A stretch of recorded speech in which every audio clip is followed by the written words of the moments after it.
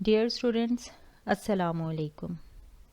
Army public school PMA Kakul के इस तदरीसी network पर हम आपको एक बार फिर खुश आमदीद कहते हैं।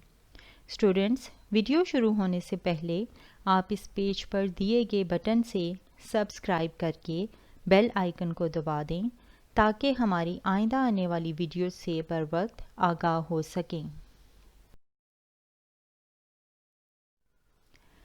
11वें हफ्ते में हम उर्दू अदब में सबक हस्पताल की दोहराई करेंगे और इसके मुसन्निफ़ कुदरतुल्लाह शहाब हैं। सरीर खामा के सफ़ात 41 ता 45 पर ये सबक मौजूद है। तदरीसी मकासद ये हैं: सबक हस्पताल के अहम नुकात का इयादा करना, अल्फाज़ व मुहावरात को जुमलों में इस्तेमाल करना, मुनासिब अल्फाज से जुमले मुकम्मल करना, जुमलों को आसान फ़हम अंदाज में तहरीर करना और आखिर में किरदार निगारी के असूल व ज़वाबित पर तबादला ख़याल करना। सबक हस्पताल के अहम नुकात। सबक हस्पताल मुसन्निफ़ कुदरतुल्लाह शहाब ने तहरीर किया है। मुसन्निफ़ को एक दूर दराज गाँव के हस्पताल जाने का इत्तफ़ाक़ हुआ जो दूर से एक अस्तबल नज़र आता था। हस्पताल के डॉक्टर साहब ने धोती और बनियान पहन रखी थी और वो लोगों से मर्ज़ पूछकर नुस्खा देते थे। हस्पताल में कोई दवा ना थी और वार्ड में मरीज़ों की जगह भैंस बंधी हुई थी। मुसन्निफ़ ने अस्पताल के मुआयना के बाद विज़िटर्स बुक में अपने तासरात दर्ज किए। चंद माह बाद मुसन्निफ़ दोबारा हस्पताल के दौरे पर गए तो वहाँ भैंस उसी तरह मौजूद थी जबकि मुसन्निफ़ का तहरीर करदा सफ़ा विज़िटर्स बुक से गायब था। अज़ीज़ तलबा, आपने सवाल नंबर 2 में दिए गए अल्फाज व मुहावरात के मायने लुग़त में से तलाश करने हैं और फिर उन्हें अपने जुमलों में इस्तेमाल करना है। अल्फाज ये हैं: खंदा पेशानी, इसका मतलब है खुश इखलाकी। दूर उफ्तादा यानी दूर दराज। मुशाहिदा यानी मुआयना करना या जायज़ा लेना। तशख़ीस, तशख़ीस का मतलब है किसी बीमारी का खोज लगाना। नंबर 5, राज फाश करना यानी सबके सामने छुपी हुई बात बता देना। नंबर 6, रोज़ अफ़ज़ूं, दिन ब दिन तरक्की करना। नंबर 7 मुहावरा है आंखें दिखाना यानी डराना या धमकाना। और नंबर 8 भी मुहावरा है आंखों में धूल झोंकना, इसका मतलब है धोखा देना। सवाल नंबर 4 में आपने मंदरजज़ेल जुमलों को मुनासिब अल्फाज की मदद से मुकम्मल करना है। पहला जुमला है सूरज मग़रिब में ग़रूब होता है। दूसरा है खेलने के वक्त खेलो और पढ़ने के वक्त पढ़ो। तीसरा जुमला है रोते रोते उसकी हिचकी बंद गई। नंबर 4, अल्लामा इकबाल का मज़ार लाहौर में है। नंबर 5, धोबी का कुत्ता ना घर का ना घाट का। नंबर 6, माँ के कदमों में जन्नत है। नंबर 7, उर्दू पाकिस्तान की कौमी ज़बान है। नंबर 8, जिसका काम उसी को साथ। सवाल नंबर 7 में आपने मंदरजज़ेल जुमलों को आसान फ़हम अंदाज में तहरीर करना है। जुमले ये हैं: चीनी से बने ये ज़रूफ़ 100 बरस पुराने थे। अब इसमें ज़रूफ़ का मतलब है बर्तन, तो जब आप इसको आसान फ़हम अंदाज में लिखेंगे तो आप इस तरह से लिखेंगे: चीनी से बने ये बर्तन 100 साल पुराने थे। दूसरा जुमला है मरीज़ अपनी बिसात के मुताबिक अपने मर्ज़ की ख़ुद तशख़ीस करता था, यानी मरीज़ अपनी समझ के मुताबिक अपने मर्ज़ का ख़ुद पता लगाता था। तीसरा जुमला है मेरे दिमाग में कुछ खलल वाक़े हो गया है, यानी मेरे दिमाग में कुछ ख़राबी हो गई है। नंबर 4, डॉक्टर साहब बड़ी सुरत से नुस्खा लिखकर उसके हवाले कर देते थे। آسان فہم انداز میں آپ اس کو یوں لکھیں گے کہ ڈاکٹر صاحب بڑی تیزی سے نسخہ لکھ کر اس کے حوالے کر دیتے تھے۔ نمبر 5، اس تاخیر کا ہسپتال کی ہر دل عزیزی یا افادیت پر ہرگز کوئی برا اثر نہیں پڑتا، یعنی اس دیر ہو جانے کی وجہ سے ہسپتال کی مقبولیت پر کوئی برا اثر نہ پڑتا۔ نمبر 6، مریضوں کی تعداد روز افزوں ترقی پر ہے، یعنی مریضوں کی تعداد دن بدن بڑھتی جا رہی ہے۔ عزیز طلبہ، اس کے بعد ہم نے ڈاکٹر صاحب کے کردار پر نوٹ لکھنا ہوگا، لیکن پہلے ہم کردار نگاری کے اصول و ضوابط پر تبادلہ خیال کر لیتے ہیں۔ کردار نگاری ہمیشہ 4 پیراگراف میں لکھی جاتی ہے، جس میں پہلے پیراگراف میں ہمیشہ کردار کی ظاہری شکل و صورت، عادات و اطوار اور کردار کے متعلق آپ بتاتے ہیں، اور کہانی کا حوالہ دیا جاتا ہے۔ جیسے ابھی آپ نے ڈاکٹر صاحب کے کردار پر نوٹ لکھنا ہے، تو آپ یہاں پر لکھیں گے کہ ڈاکٹر صاحب کا کردار سبق ہسپتال سے لیا گیا ہے، جس کے مصنف قدرت اللہ شہاب ہیں۔ اس کے بعد آپ سبق کا مختصر سا تعارف کروائیں گے اور ڈاکٹر صاحب کا تھوڑا سا تعارف بیان کریں گے۔ دوسرے پیراگراف میں کردار کی خوبیوں اور خامیوں، پسند ناپسند کا تفصیلی ذکر کیا جاتا ہے۔ یہاں پر آپ نے ڈاکٹر صاحب کی جو خامیاں ہیں ان کو بیان کرنا ہے۔ تیسرے پیراگراف میں دوسرے کرداروں کی رائے اور مصنف کی کردار کے متعلق رائے لکھی جاتی ہے۔ تو اس سبق میں دوسرے کردار ڈاکٹر صاحب کو ایک اچھا اور قابل ڈاکٹر سمجھتے تھے، اور مصنف نے بھی ڈاکٹر صاحب کی نااہلی کو واضح طور پر بیان کیا ہے، وہ آپ بیان کر دیں گے۔ چوتھا پیراگراف یہ کردار کے بارے میں آپ کی رائے پر مشتمل ہوتا ہے، یعنی آپ کو یہ کردار کیسا لگا، اگر اچھا لگا ہے تو کیوں، اور اگر نہیں اچھا لگا تو اس کی بھی وجہ بیان کی جاتی ہے۔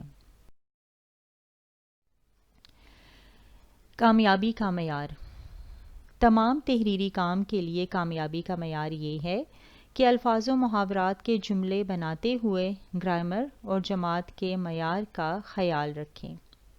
جملوں کو آسان فہم انداز میں تحریر کرتے وقت ان کے معنی تبدیل نہ ہوں۔ کردار نگاری کے اصول و ضوابط کے مطابق ڈاکٹر صاحب کے کردار پر نوٹ لکھا جائے۔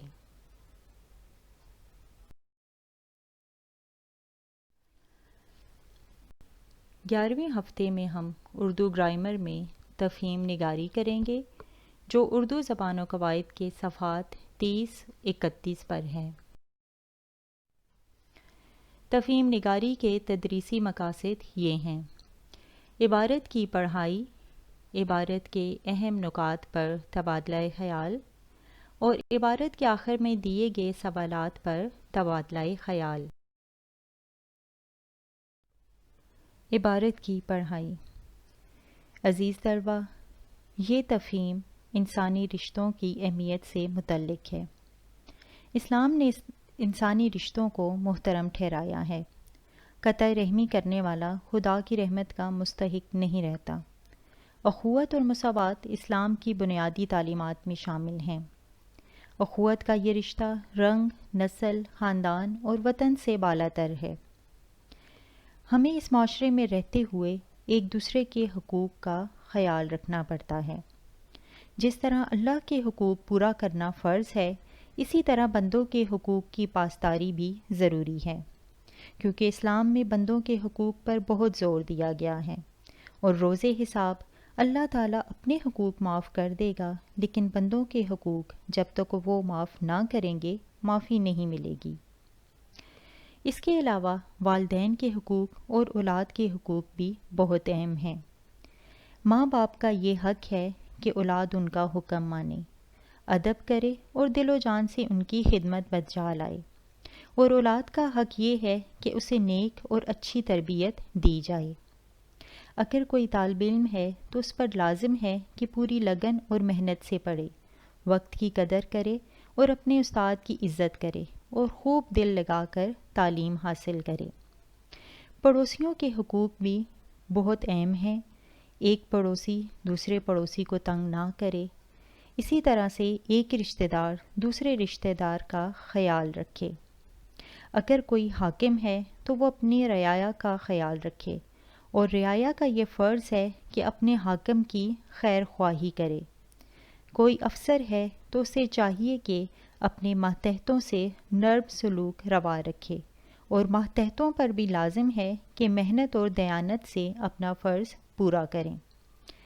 جس طرح دنیا کے کام کاج میں حقوق و فرائض کا خیال رکھنا ضروری ہے، اسی طرح یہ بھی ہمارا حق اور فرض ہے کہ اپنے دوسرے بھائیوں کو نیکی کی تلقین کریں اور یوں ان کی اور اپنی آخرت کی فکر کریں۔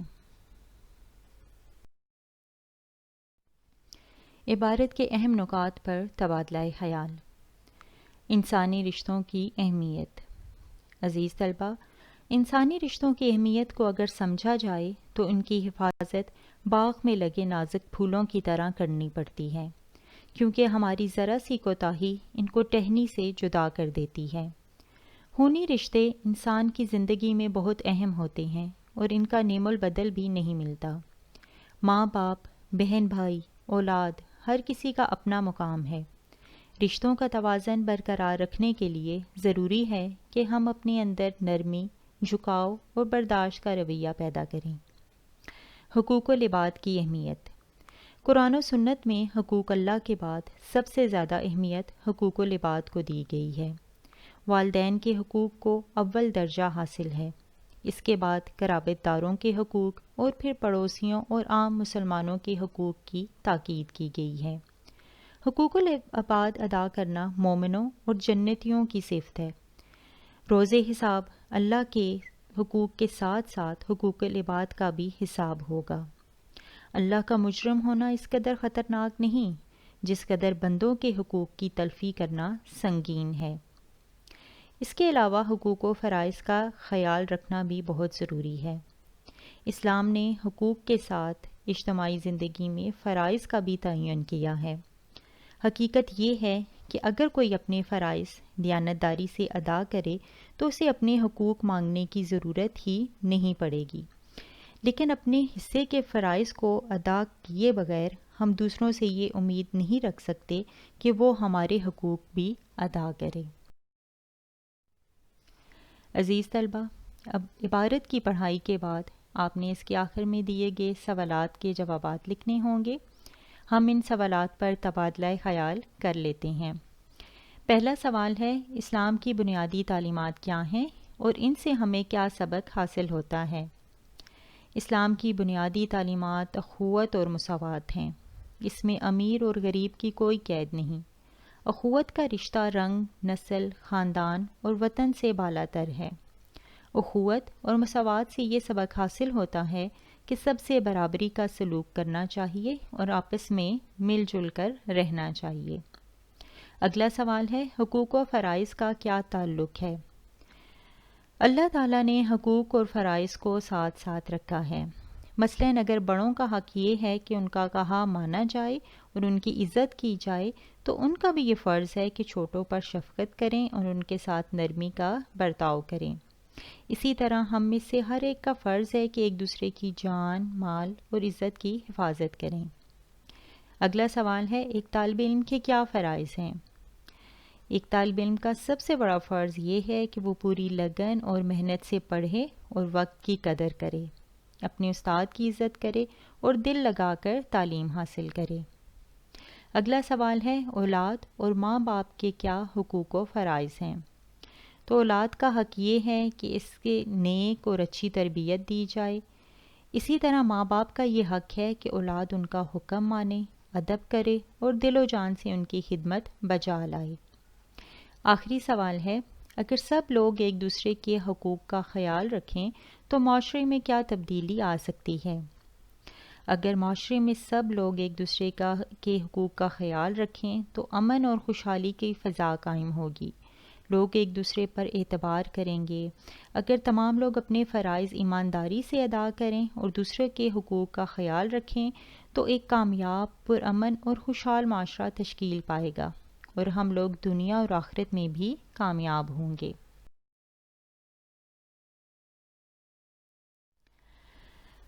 عزیز طلبہ، اس تمام کام کے لیے کامیابی کا معیار یہ ہے کہ آپ نے عبارت کا بغور مطالعہ کرنا ہے اور اس کے مفہوم کو اچھی طرح سے سمجھنا ہے۔ پھر اس کے آخر میں دیے گئے سوالات کے جوابات تحریر کرتے ہوئے آپ نے سوال کی نوعیت کو ضرور مد نظر رکھنا ہے۔ سوالات کے جوابات تحریر کرتے ہوئے غیر ضروری تفصیل سے گریز کرنا ہوگا۔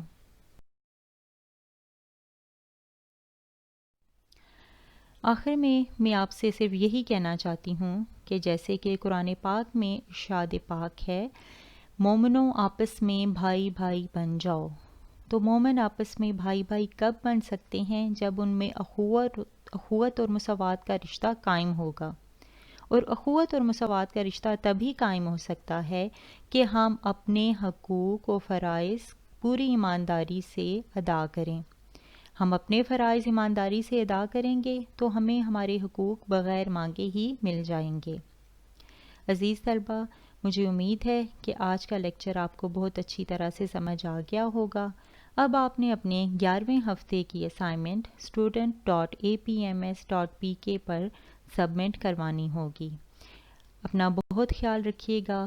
اگلی ویڈیو کے ساتھ آپ سے پھر ملاقات ہوگی انشاءاللہ۔ اللہ حافظ۔